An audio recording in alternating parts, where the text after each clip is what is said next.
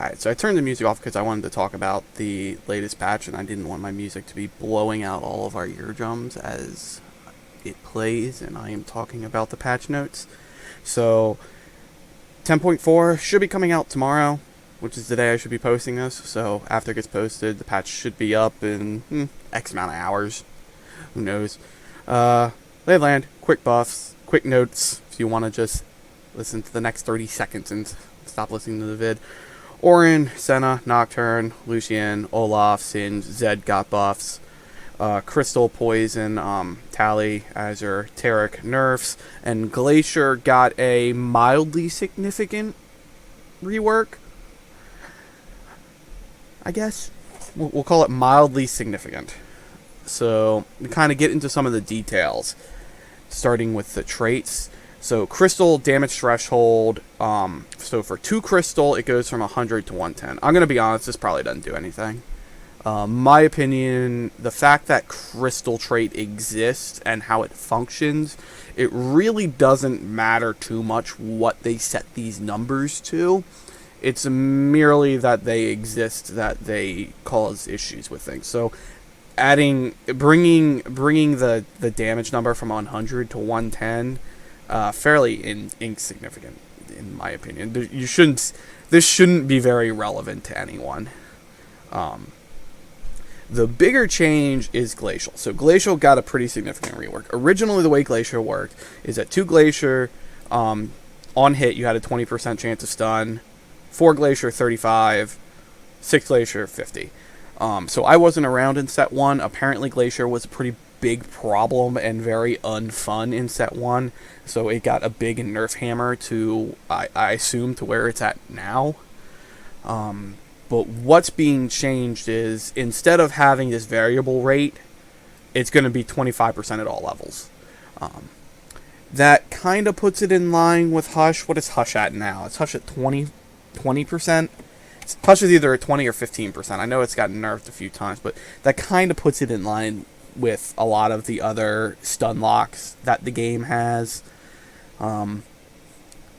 So essentially, it's a buff at 2 Glacier, but it's a nerf everywhere else for this particular point. But what has been changed is that when you get a stun, now you do additional bonus damage. So kind of the rundown as to what this means. So 2 Glacier is a straight buff. 2 Glacier is much better. Where that is mostly going to be relevant is in Berserkers, where you usually have Volibear and Olaf. This will probably be really, really, really good for Berserkers. I doubt...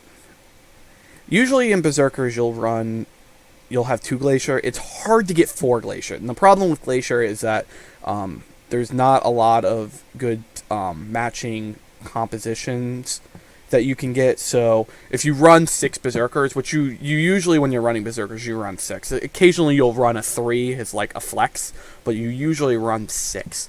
So that leaves you with essentially 2 to 3 positions left. I'm going to go with 2 because it's pretty rare for at least me to get to level 9, but you could theoretically get to level 9. So the problem is, when you have 6 Berserkers taking up slots, that leaves, if you're at level 8, you have 2 slots left. So if you want 4 Glacier, then they both have to be Glacier. The problem with that is that there's no combination that will give you another class or trait bonus. So you'll just be running 2 Glaciers that have no other synergies with your composition at all.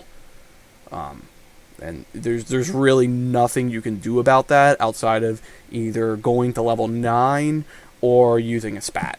And if you're using a spat, you're usually going to use that spat to make something a Berserker. So if you do that, assuming you give it to, let's just say, Braum, you give it to Braum, and in that case you can probably make up a Warden pairing as well. Then again, I think there are better things you can do with a Berserker's Axe. So, kind of overall covering this, this is a pretty good buff to Berserkers, this Glacial change. It also buffs Ezekiel a good bit. So he he's in an interesting place right now because he's kind of an undervalued carry in my opinion. And the reason he's not a carry is because he's a ranger and Twitch is probably the more premier carry. But you can kind of build with him and get some like really bizarre comps that'll get you up to 4 or even 6 glacial. Usually 4. I think I've seen a couple where you can get 4, where you're running 3 Zerkers, 2 Rangers, and maybe 2 Wardens. The idea being you have like you don't have a lot of your big hits on Glacier, so you're just trying to get the stuns out with Ezekiel, and this will be a pretty significant buff to Ezekiel and Olaf. You'll get a lot because they both attack super fast, or they have really high attack speeds. So if you're hitting a lot, you have more chances to stun, so you'll get more magic damage out of them. So those are the 2 I watch for in this patch, and particularly Berserker compositions where Olaf can really benefit from this glacial change. The next change, the poison mana nerf. So when you're poisoned, your max mana pool required to cast a spell, that increases by 50%. That's being lowered to 33%. And that's because poison's been overpowered, at least in my opinion. Poison is very good. You get 3 poisons to flex into the late game, and you can prevent a lot of people from doing stuff at all. There's a couple consequences of this change that we'll get into later. So champion balance. Orin, long story short, Orin 3-star is kind of garbage. So they made him better by making him do more damage. The issue with Orin is that he's a warden that's more damaging. He doesn't really have a defensive ability, so they need to make his damage actually do something in order to make him valuable. This is like the 2nd or 3rd patch in a row Orin has been buffed. He's actually really good in the early game when you combine him with like a Volibear and a Braum, so that way you have 2 Glacier, 2 Warden, and 2 Electric. That I've found in my experience that's actually a pretty good starting combination. Tally, my understanding of the issue with Tally from what Riot Mort said was that you could throw Tally on an Ocean Hex and Tally could instantly cast, and they didn't like that, so they brought it down. I actually do think this is a pretty significant change. Tally is very common in the early game, especially on mountain maps, where you can get a Kriana and at like round 2, and you just have mountain buff, and mountain buff is like impossible to pass through until you get like actual damage compositions. So I think this will probably be more meaningful than Riot expects, but it's not like mind-numbingly explosive. Senna getting I believe this is a buff. Yes. So Senna's getting a buff. The damage bonus that Senna gives on her ult, I believe it is. We'll talk about Senna and Lucian in a bit. The big point is it's a 1-star. That's a 20. The 20 damage buffs is a lot. That's actually it. It goes up from 15 to 20. That's pretty significant in the early game. At least I think it is, depending on what you have to work with. Tier 3, Azir's probably the best hero in the game, in my opinion. You can run so many different builds with him, and he can be the carry in pretty much all of them. So, kind of similar to Tally, if you put him on an Ocean Hex, he can instantly cast. Now, really, this should probably be viewed more as a buff than a nerf. And the reason for that is because when you put him on an Ocean Hex, he will instantly summon out one of the minions, and the minion's out of range because your enemy that you are targeting moved. It's a little sad face. Now, that said, little secret, rapid fire cannon. It's rapid fire cannon. Just use rapid fire cannon. I've had rapid fire cannon Azir. It's pretty fun. So this is not really a nerf as it appears. Yeah. Nocturne is garbage. They made him garbage because they want to do everything they can without absolutely destroying Blade Masters for Blender. So he got utterly destroyed, and then they decided to get rid of all of that Blade Master garbage that was going on in Blender. So he's getting an attack speed buff that won't do anything. Lucian. So his damage attack is now flatline, which means Lucian 1 actually kills things, and you don't have to wait to get to Lucian 2 to kill things. This makes Lucian 1 a lot more valuable now. It used to be Lucian 1 just didn't have the damage to do anything. He didn't have the survivability to stand in the front to like really take some damage before the rest of your team got beat in when you're running husband-wife combo.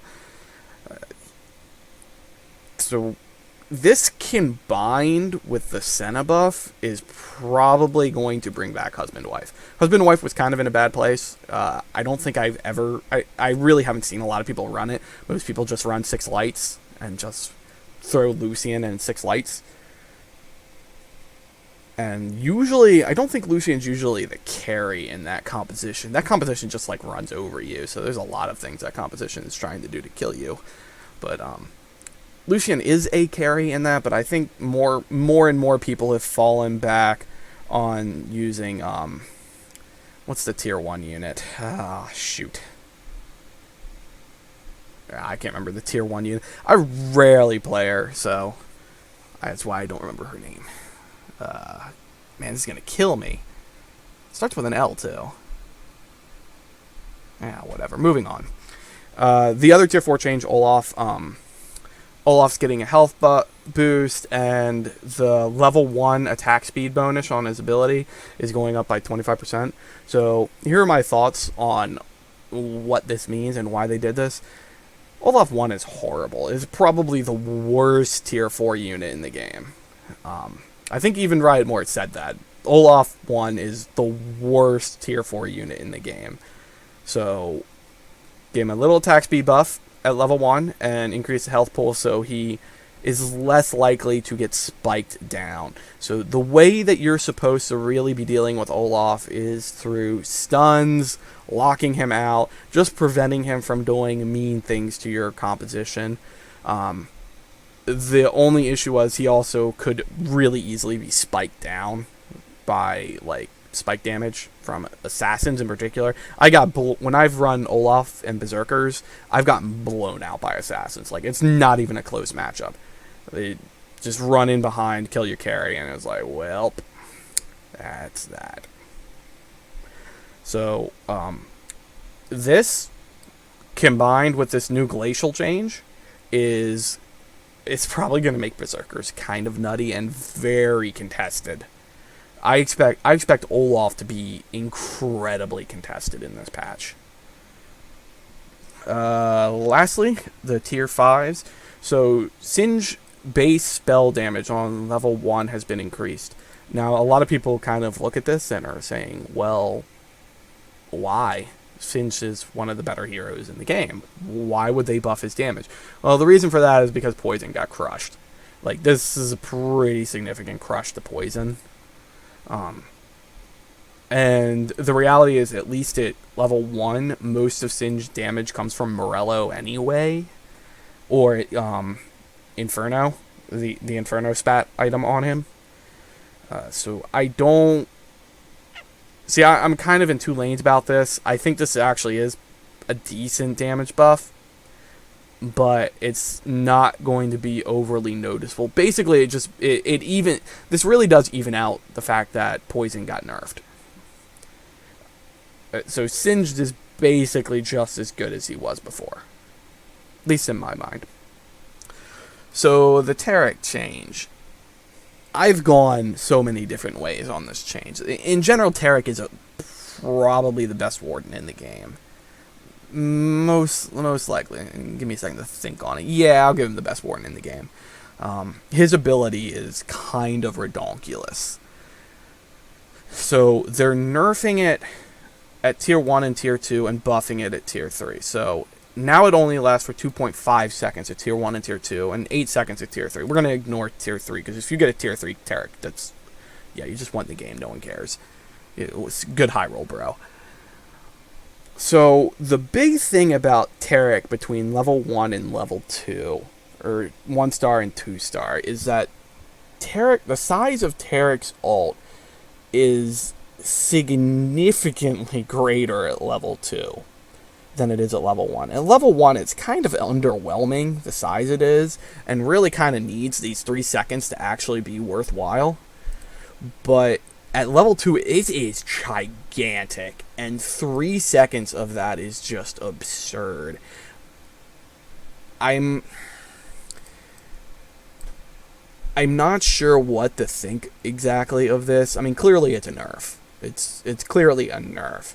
I just don't know how significant it is, because the real issue is the size of the ult, not so much how long it lasts. So we'll wait and see. I don't think this will have too much of an impact on the game. So yeah, we're just going to have to wait and see on that one. Zed attack speed increase. Zed's a terrible tier 5 unit, and this won't change anything. Yeah, I can't. This will not change anything on Zed. The only useful thing on Zed is when you start throwing him into lights. Give him a light spat item, or start giving him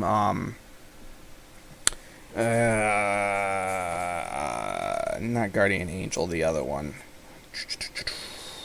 I actually have to sit here and look through my chart. Redemption, yeah. So he's really good with Redemption. He's really good with a light tier item because he copies himself and just starts spamming heals all over the place. But this attack speed boost does nothing. It makes him ult a little bit faster. But in my experience with Zed, he ults once and then dies. So getting more than one has always been a difficult process. Alright, next. The stage tracker changed. So at the top where it shows whether you've won or lost a phase, you can highlight over that and see who you lost to. There's supposed to be, this is supposedly they're going to add more to this eventually. But it's a nice change. I like it. Red buff tooltip was fixed. So red buff used to prevent all healing. Now it's partial healing, but the tooltip didn't say that. But who cares? No one reads tooltips. Olaf, this happened on occasion. I don't think I've ever played a game where it happened, but if Olaf was hit with an attack speed debuff, his ability when he ults is supposed to cleanse and purge that debuff. Apparently that wasn't happening on occasion. I've never seen that happen, but apparently that happened. So my overall thoughts, the big winner here is Berserkers. It's clearly Berserkers is the biggest winner of this patch. Berserkers will actually be insane, at least in my opinion. I think it also opens up a couple more flexible glacial packages. But what this doesn't really change is the fact that Rangers is probably still the best build in the game. I don't know if Berserkers is going to beat out Rangers. Yeah, I just can't see Berserkers beating out Rangers right now. But Berserkers basically fell off the tier list in 10.3. It should be back on the tier list in 10.4. I don't really see a lot else changing. Husband Wife will probably make a little bit of a comeback, but it's probably not going to be a tier 1 build. Again, I still think Rangers is probably the tier 1 build. And that should be about it. I don't think a lot of other builds are being really impacted by this change outside of those. Maybe Predator Poison probably gets a little worse, but not by that much because you usually don't hit Poison until you get later in the game. I know a lot of people don't even throw in Mundo and they just wait till they get singed and Twitch. But yeah, so that's that. I'm going to end this recording and post this up for tomorrow.